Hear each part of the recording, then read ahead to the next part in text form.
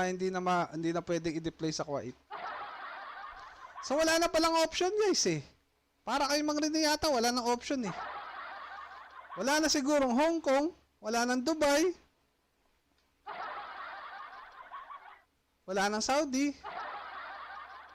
Wala na. Pagdating siguro sa Middle East, wala nang option. Kuwait lang, Kuwait.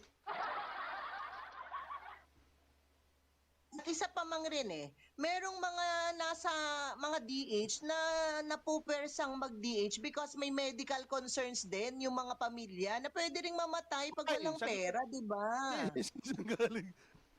Di ko gusto yung sinasabi mo. Ulitin mo. Ulitin mo. Ulitin mo. Ulitin mo. Oy, Mang Ulitin. Rene ha. Ulitin mo. Ulitin mo muna. Ano sabi mo? Patama ha, General. General ano to? Oh, Ulitin mo. ikaw talaga ulitin mo. igagaslight mo lang ako eh. Ulitin Anyway. mo. Ulitin mo. Ulit, hindi Nag-over the back on the back kaya hindi na umakit. Hindi, nagpaalam na siya talaga, Brianna Gigi, sa channel natin. Ewan ko kung napanood mo yun. Nagpaalam na siya, hindi na talaga siya ano.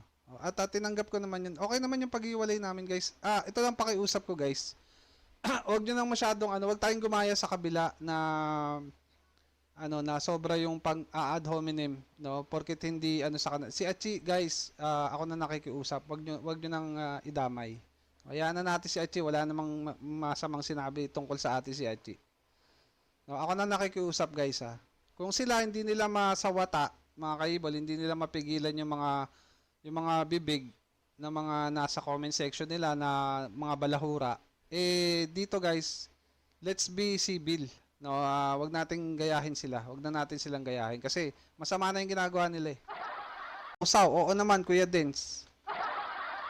Ayan hindi galing Excuse me, paraan sa tabi. Bago mo punahin ang mga OFW na nagkukustos dito ng inidoro, punahin mo muna kung anong klaseng tao ka. At punahin mo sa sarili mo, saan ka ba nang galing bago ka umangat? Tanga!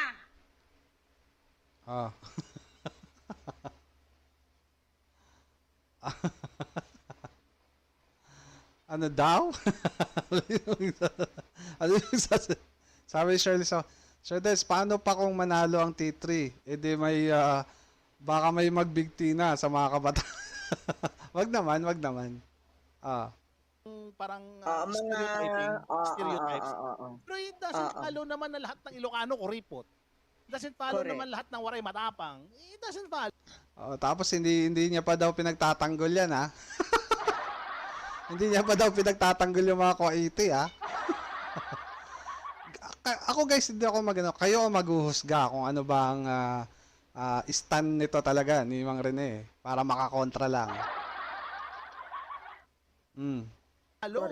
Gusto niyang i-falsify kasi yung sinasabi ko tungkol sa ugali ng mga Arabo. Hindi niya alam, bumabalik din sa kanya. Ngayon, pag sinabihan mo siya na parang ipinagtatanggol yung mga Kuwaiti, magagalit, iiyak. Walang kwentang tao pala si Mang Rene kung maliitin ang mga kadama porkit nasa magandang kalagayan siya. Ang baba ng tingin niya sa mga kadama. Correct. That exactly what he's trying to ipakita. No? It is the same. Ganito naman yung argument niya eh. Di ba? Oo. Tsaka yung sinasabi niyang iba, yun yung culture. Sabi ko nga sa yung mga Rene, it doesn't matter. Di ba sa US, hindi ka aayain, kakain sila. Dumating ka. Yes, Achi, culture and attitude. May problema sila. Culture and attitude. Achi. Kaya nga doon sa example ko, kahit na wala kang ginagawang masama, ginagawa mo lang yung trabaho mo, gagawan ka pa rin ng istorya. At alam ni Sausaw yan. Di ba Sausaw? Nag-OFWD si Sausaw. Alam ni Sausaw ang mga ugali ng mga Arabo na yan. Hindi ka nila yayayain na halika kain, di ba tayo ganon, kay kukunti na yung ulam, halika kain ka. Kasi hindi nga nila culture. Hindi.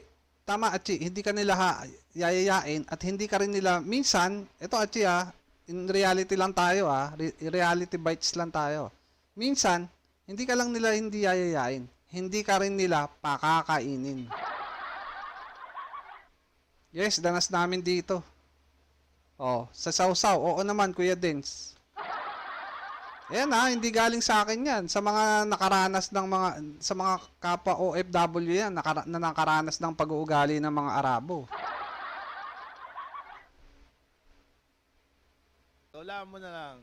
Palagay ko yung gorilla nasa kabilang ano yan. Nasaan kabila? Kabilang iba. Lagpasan na natin yung kalokohan naman yun. Content. Hindi ako problema ng kakainin ko. Ito, Hindi ito, ako ito. mangungutang sa followers ko. Tandaan mo yan. Ito ah. Tandaan mo yan. Ano, hindi yun? Kung na content to eh. Oh, ito ako pa yung sasabihin niya for the content nga. Sige nga. Ay, kaya pala ang dami Sige lang, Sausaw. yung sinabi ko, kaya pala ang dami nagpapakulay for the content ka, Mang Rene. Oo, for the content pala to. Napaka-insensitive ko.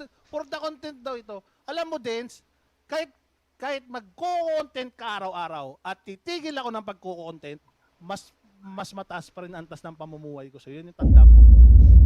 Tanda mo. Eto na, mga kaibol.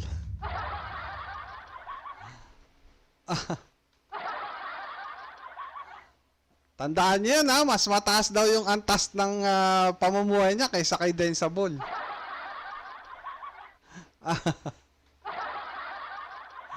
Yung ba yung usapan dito? Alam mo yan ha, hindi ito for the content, Dens. Kahit hindi ako mag-content, hindi ako mamblema ng kakainin ko. Hindi ako mangungutang sa followers ko, tandaan. Tama ba yung ano? Tama ba yung ano ko? Tama ba yung... Guys, tama ba yung title ko? Higher being, busit. Mo yan, Dens. Tandaan mo yan. Yan lang yung saksak mo sa kukote mo. Di ba, Chi? Ang bigat naman yan, Mang Rene. Tatawagin ako for Sige the nga. content. Tatawagin ako for the content. Oo, Tatawagin ako ng for the- sensitive. Ito yung sasabi ko sa'yo, Dens. Kahit itigil ko tong pag-YouTube, at ikaw ituloy-tuloy mo, mataas pa rin ang tas ng pamumuhay ko sa'yo.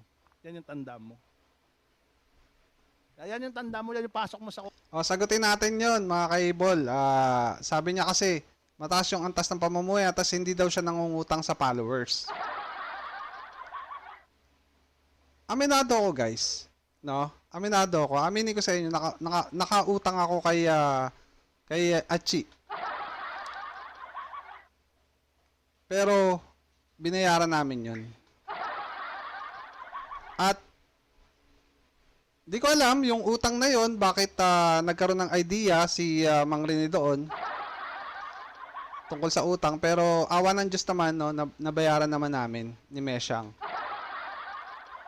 At hindi ko alam, mga kaibol, may mga binigay kasi sa akin si Achi, no? Na mga, sabihin na natin, may binigay sa akin si Achi. Pagkakaalam ko kasi, bigay yun eh. Ngayon, kung kasama doon, no? Kung kasama doon sa sinasabi ni Mang Rene na yung umutang ako kay Achi, tapos sinabi ni Achi na wag ko nang bayaran yung utang ko sa kanya, bigay niya na lang sa akin. Kung yun yung tinutukoy ni Mang Rene, sabihin mo lang Achi, kasi pwede ko namang bayaran yung 1,000 na utang ko sa'yo. No? Kung kasama yun kung yun yung idea, kung yun yung binabanggit ni Mang Rene na idea niya. Yun lang naman, kung yun lang naman. Pinento siguro ni Madam Achi kay Mang Rene. Kasi ang alam ko, dalawa lang naman kami ni Achi na tungkol do sa ano na yun sa personal, private kasi yung guys, personal yun Bakit nalaman ni Mang Rene? Hindi ko alam. Hindi, nalaman niya sa akin guys. Wag naman kay Mang Rene, sa akin. Ako na mismo ang umamin.